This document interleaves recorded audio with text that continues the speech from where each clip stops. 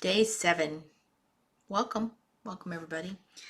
Yeah, I don't know what's going on with my background. And, well, thanks for joining me here today, my well being and worth community. It is nice to be with you. Yeah, day 7. That means I've been doing this a whole week. And so today's topic is, what is versatility?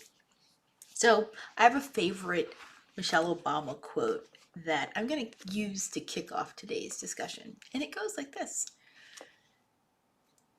Don't ever make decisions based on fear. Make decisions based on hope and possibility. Make decisions on what should happen, not what should not happen. So, for those of you who don't know me that well, I love words. So I love quotes, right? I've always loved words and languages since at least third grade when I got to study my first foreign language. It was French, by the way. And then as I got older, I went to study Latin, more French, then Italian, more French, and then German. And a sprinkle of a few other languages here or there because I had to sing in them, but I don't really know them or can read in them.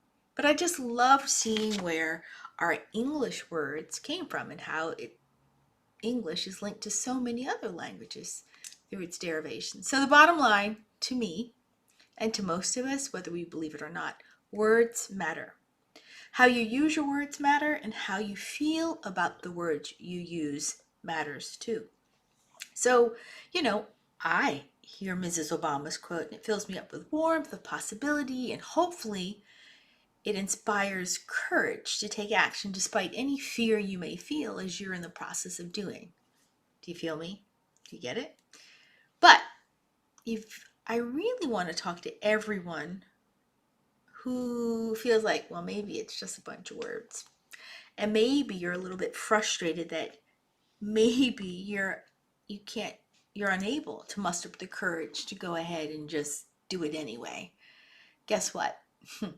You're hardly broken, tone deaf, unfeeling, blah, blah, blah. Put in some word of lack. I'd like to propose that you just haven't had the opportunity to find your action words, your words of inspiration, because maybe these words don't necessarily inspire that in you. Want to know how come you're having a hard time finding those words? It's really simple. You haven't asked yourself what exactly makes you, 1, feel brave, 2, feel strong and capable, and 3, feel supported. So you'll take chances. And then you're going to go, well, why haven't I?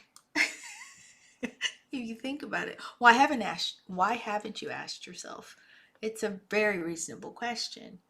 And I'm going to posit that no one has encouraged you to ask yourself. I know no one had encouraged me to ask myself. So instead, we as a society seem more drawn to words that keep us kind of scared and afraid as we especially age into adulthood.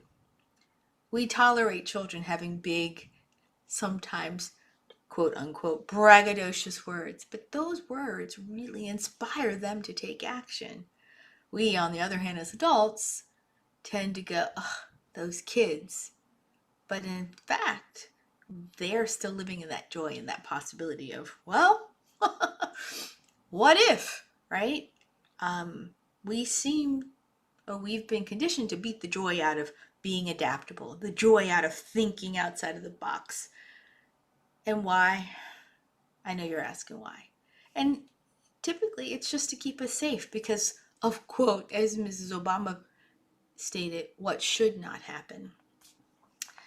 So to me, this quote is all about the joy in what if I can, or the dreaminess of how can I X, Y, and Z.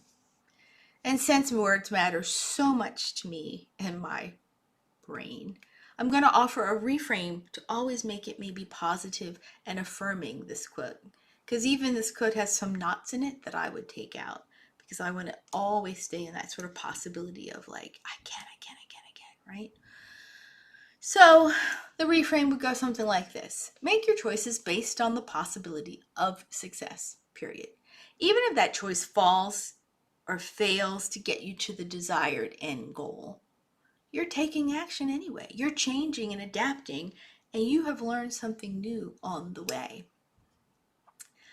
I'm particularly inspired to put it this way because my youngest daughter has a reframe of choice when things don't necessarily net out the result she may have wanted. This especially applies to science tests. She has a knack of saying, well, you know, Mom, this version was okay. At least I now know what to do the next time to make it even better.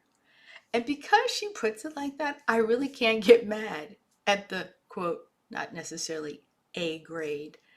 She's like, oh, you know what, Mom? I'll just do better next time. And that's all I could even ever hope for her to do. And she just keeps pushing ahead and pushing along, and invariably, that next time she'll ace it.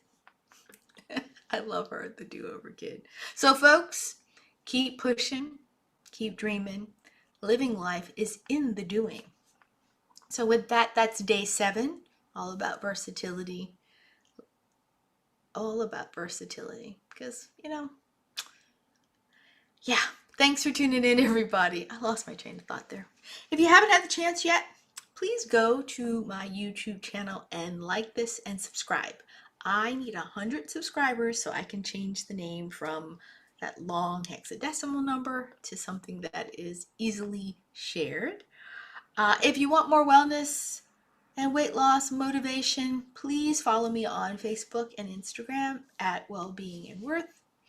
I'll see you tomorrow, and I know already we're going to talk about making positive life changes. So with that, good evening, or if it's really late, good morning, and I will see you tomorrow. Thanks so much. Take care. Bye now.